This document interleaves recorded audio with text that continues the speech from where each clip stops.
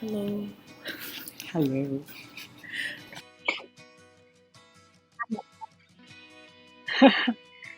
我刚刚有点紧张。那我就开始，我开始问了。好， How would you define indigenous people culturally, socially, or welfare-wise?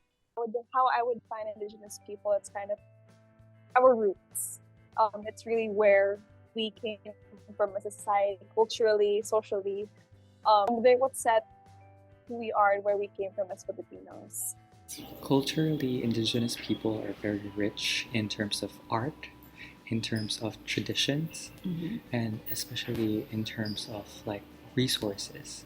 I feel like indigenous people are more aware or like use physical resources very widely and differently from like people in the live urban in the area. urban areas. Yeah.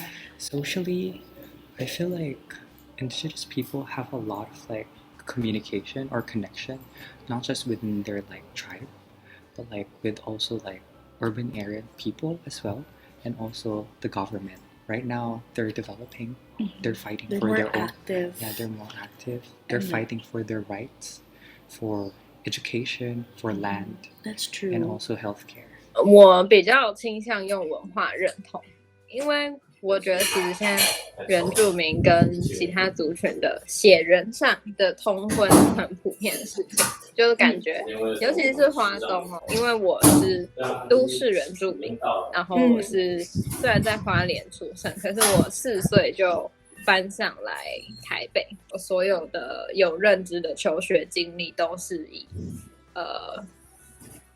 我不会用汉人讲，但是就是离原住民很远，就只是我奶奶是阿密斯而已，没有太大的意思。说你是从什么时候开始就是意识到自己的原住民身份？我对原住民了解非常非常来自于我的同才。我现在认识到的原住民是他们会加分，然后他们会假装自己很穷，然后拿政府很多钱，然后他们会没有那个实力，但是可以考上台大，就是这种很负面的标签。然后我可能是到高中，大家开始疯狂的讨论加分这件事情，就是高中生的焦虑嘛，开始觉得自己是原住民，然后当然就是会一直被问，哇，那你是加分才考到我们高中的吗？那你之后可以加分呢？对对对，就会在跟加分抗衡这样子。How and when would you be aware of the existence, the elements like these movements that you just mentioned, or identity of indigenous people in your daily life? I remember we were having a talk because we have an international show, right? And we were just talking about how excited other people would be when they see Philippine dances. You know, more than the foreigners being excited about watching Filipino dances. The people that get really excited when watching, the people abroad that get really excited with watching Filipino folk dance are Filipinos themselves. But like not just local Filipinos, but mga people abroad who Foreigners. don't have, who are able, not foreigners, parang Filipinos abroad, na they don't have, they're not able to go home. Connection. Yeah. 说现在在你每天的生活中，你会感觉到自己是原住民这个部分吗？会，就是我因为去年就是改回原本的那个姓，就是都这个姓之后，然后就去学族语嘛。然后我发现学族语是有意义的，它不只是一个说服别人说，他们会讲族语，所以他们并不是白白加分的一个东西。它其实是学一个语言，你可以非常非常快速的认识那个文化，就是他们怎么用字，然后他们的生活观，什么是完全是绑在一起的。就是如果你要评价就是你跟原住民身份或是文化的亲近程度的话，然后1到10分你会评多少？就是 I feel like most of the information that I get from indigenous people are from like local news sources, so probably around 3 out of 10. Was at a 2 because obviously I was aware that we do have all of these we do have so diverse culture in the Philippines. You're aware that there's so many other tribes, places, indigenous groups all over the Philippines, but you know about them, but you don't necessarily know about them. 如果是 appearance， 可能是5分。那如果是文化本身的亲近度，可能是1.5或2分吧。超不熟，超不熟。我也没参加过丰年祭啊，什么的都没有。所以你的族语学习制让你评出1.5分，这样吗？就是已经学到中级了。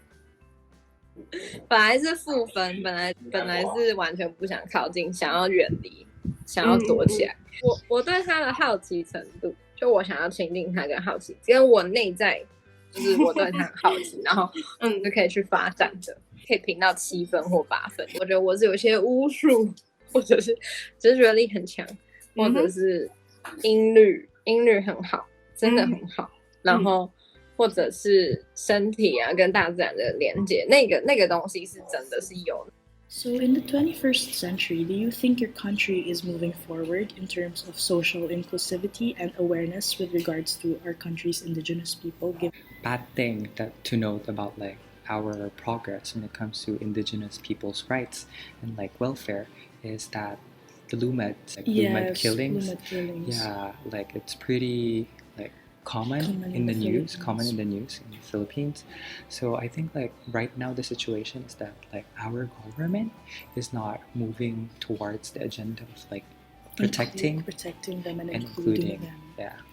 我不会说他会直接亲近原住民文化，我比较会觉得他是很亲近巫术的巫的文化。就最近那种巫的文化不断的兴起，就显示大众的意识其实是越来越往内在靠近，然后更往或者是上达天听那种感觉，是一个 good trend。 Are you familiar with any law or bill in our country that either protects or oppresses indigenous people's rights? I'm not really familiar with the whole name of the law, but I do know that like there are certain laws that like protects the land rights of like indigenous people. Also, I know that like cultural artifacts, like is protected. 有一个我觉得很生气的是，因为我改回原住民姓之后，我的那个选举权直接被限制，我只能投原住民的议员跟立委，就是那个议员摊开是18、19、20个，然后只有2个人可以选的。我身份认同我是台湾人，为什么不能投苗博雅？为什么我只能投原住民这样？那这当然就会牵涉到，就是谁可以管原住民的事情。我觉得我心里接受看人们来选原住民的议员了嘛，我接受啊，就是大家一起来投啊。大家都可以来决定谁可以为原住民争取权利，谁可以为汉人争取权利。最后一个问题就是想要问说，你觉得以你的身份好了，就是原住民相关的话，你会想要表达的东西吗？